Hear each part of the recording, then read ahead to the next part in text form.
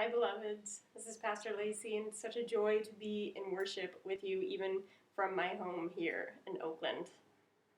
I'm wondering, it's been a minute since we were all together, so I'm wondering if anybody remembers what church season we are in right now. Take a moment, say it to somebody in your household, or just shout it out loud. What church season are we in? Did you say Lent? You're right. We are having a very Lenten season. There have been a lot of uncertainties, a lot of change. I know that I've been scared. I imagine others have been scared and just not sure what is coming with each day. So it's so important that we get to be here together to worship, to pray, and to love one another. And I hope you know that this is always here for you. Your church family is always here for you, is praying with you, and is holding you in these times. Over the season of Lent, we have been praying with one particular verse from Psalm 46. The first verse, do you all remember what it is? We practiced it a couple weeks ago, washing our hands. God is my refuge and strength, an ever-present help in trouble. And these words have been, I hope, a comfort to each of us in these days. And we're going to continue to pray with these words, to live with them in our bodies, in our spirits, in our hearts, and to see where they lead us in the days and weeks and months ahead. So this Lenten journey is happening now, but these tools that we have, these strengths that we have now, come with us wherever we go and whatever day it is. I don't know about you, but I've been inside my house a lot more than usual. Is that true for you? Have you been sitting a lot more, or maybe coloring or reading, or maybe in front of a screen more than usual? Yeah, these are the days that we're in. And so it's really important that we get to pray and be with each other in our whole bodies. So today we're going to imagine our psalm, our prayer, using our bodies. So I'm going to teach you just a few simple movements that we can all pray together with, and just share a little bit about what maybe each of those movements could mean, and then we'll just pray using them for a couple rounds through. So, God, imagine just plant yourself. I'm standing right now. You can maybe kneel if that's more comfortable, or sit if that's more comfortable for you, or you can plant yourself on your feet. And then pull your arms up, God.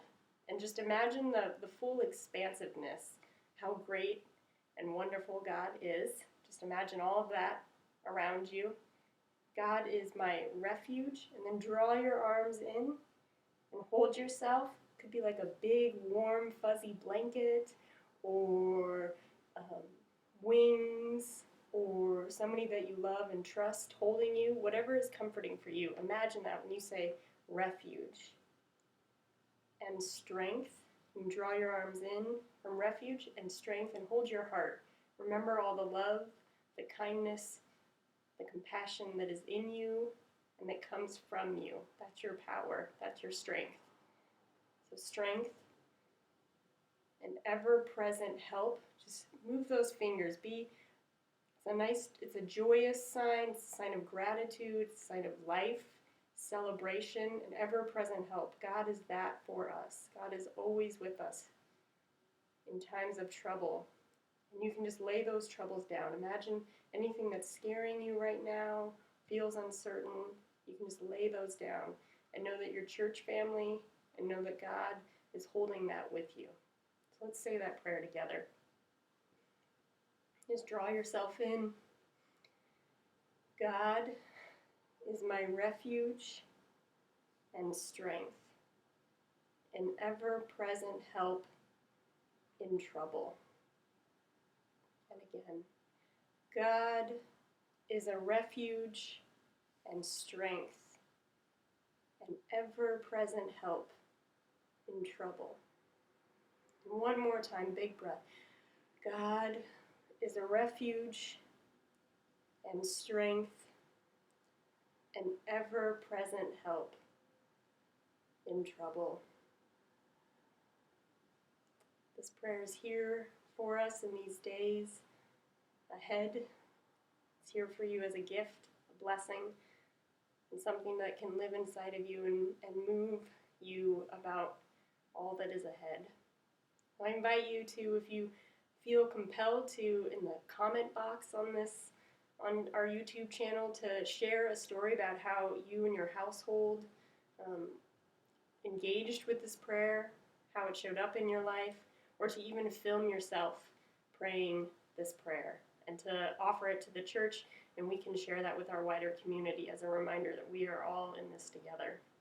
So let us just take a few more deep breaths, as we always do together each Sunday. Take some deep breaths to pray, and we'll conclude by saying the prayer that Jesus taught us. Again, a prayer that lives inside of our bodies and that we can draw on as a strength.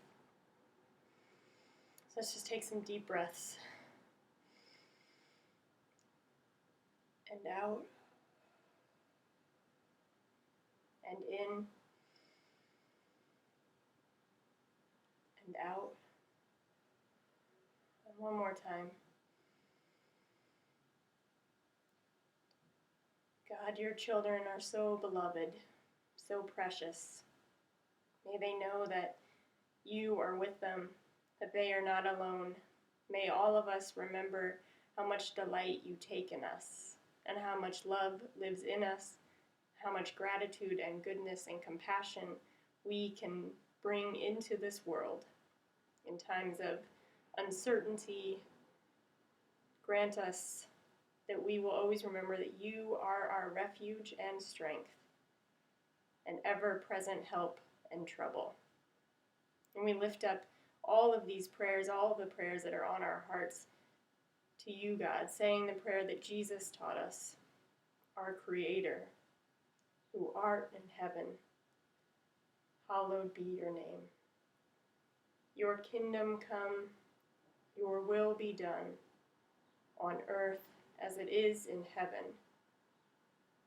Give us this day our daily bread, and forgive us our debts as we forgive our debtors.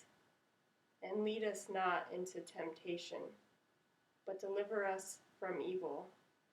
For thine is the kingdom, and the power, and the glory, forever and ever. Amen. Be well, beloveds.